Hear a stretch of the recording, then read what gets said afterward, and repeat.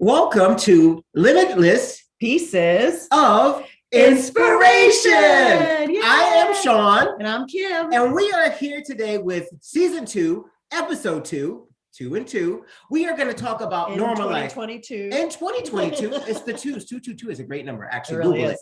Google it. It's very good spiritually. So we're going to talk about buzzwords. And the word we'll do a series on buzzword. Let's just say it that way. Today, we're going to talk about normalizing. The word normalizing is such a powerful word these days because it allows us to take things that we should never have had an issue talking about and talk about them. So Kim, let's just talk about a couple of things that we should normalize. I'm going to say normalize kindness. I'm going to say normalize authenticity. I'm going to say normalize talking about our mental health. I'm going to say normalize love. I'm going to say normalize having conversations with a person that you have an issue with versus someone else. I don't have any more. No. Good. Then we will talk about those. I think that's enough for us to start with. So Kim, you said authenticity, which I am a big fan of.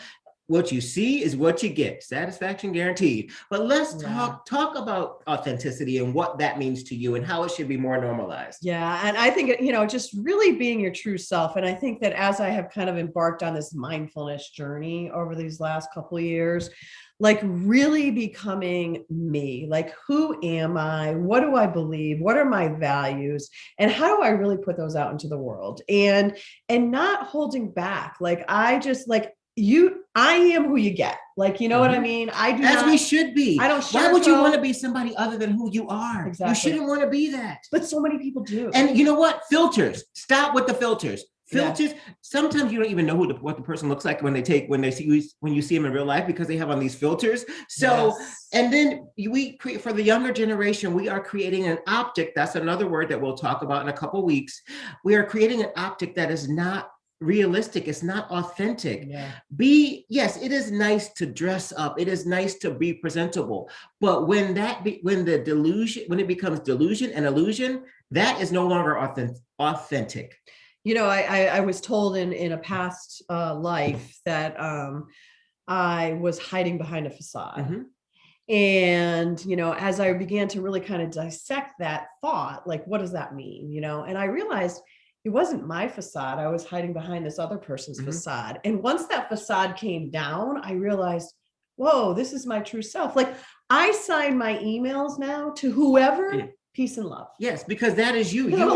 Because peace, we all know that peace, you are hugely into peace. Peace is where your vibe tribe is. Right. That's how you get along. So let's talk about being authentic and how that feels. How does it feel since you've been able to show up as your authentic self? Just really good. Like I'm not pretending to be someone I'm not, right? And so being true to myself, being true in my communications, how do I show up in this world? And, I think so many of us live behind these expectations of others. Yes. And we can't do that. We just have, we only have one life to live. Yes. And we need to be our true selves and show up in our true selves. And normalizing mental health, mm-hmm. We all, 20, 30 years ago, nobody wanted to talk about it. And so whenever I smile like that, that means the light bulb went off in my head. So, but when we tap into, or when we take care of our mental health, it allows us to show up authentically. Say that 10 times fast. I don't. You get it. You take it, Kim. Authenticity. I can't say it either. Authenticity. I don't know why I can't say it. Authentically. Right. Authentically. There we go. I don't know why I couldn't say it, but I'm human. That's authentic. There we go. Authenticity at its best. Working through being able to pronounce the word authentic. Authentic. There we go. So, but when we take care of our mental health, we know when we become true to who we are and we clean out the clutter, we clean out the baggage, we clean out whatever the issues are that we need to clean out, then we no longer feel the need to impress anyone other than ourselves. And the good news about that is your vibe tribe will come to you. You will connect with your vibe tribe. And let's just talk about normalizing. Now we're going to shift over to normalizing conversations with people that we need to have with them versus having them with someone else. Yes. And that does come up when we take care of our mental health, because we realize that some people, some places, and some things might need to change. Or if we have an issue with somebody, we no longer feel the need to go, we no longer feel the need to have chaos in that situation, to have congestion in that situation. When I say congestion, I mean getting other people involved that shouldn't be involved. We become adult enough to have a conversation with that person.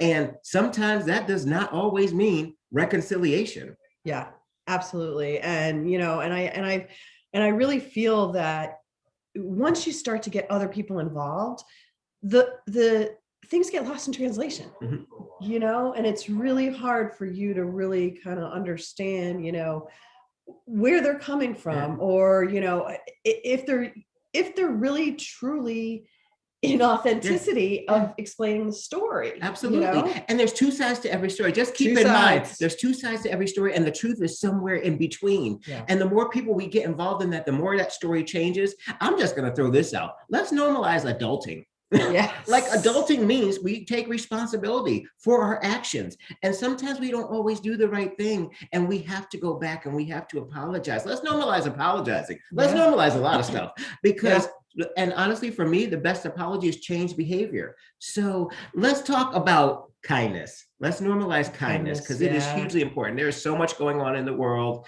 There's wars. There's people that are in such dire and desperate situations. Let's talk about normalizing kindness. So one of the things I'm doing this week at the studio is we're doing kindness rocks across Chester. Okay. And so basically we're going to come up, we're going to paint different rocks, different sayings, and I'm going to start to place them around Chester.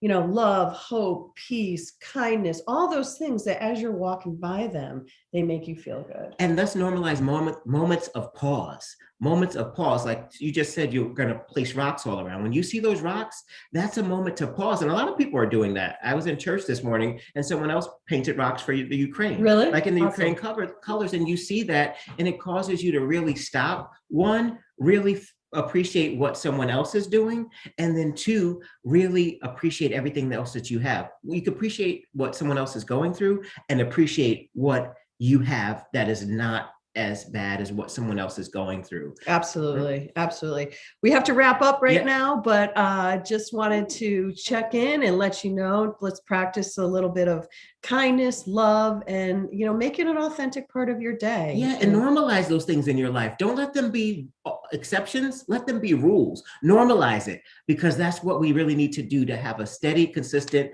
and focused life. Hope everyone has a good week ahead, and we'll talk to you soon. Peace out.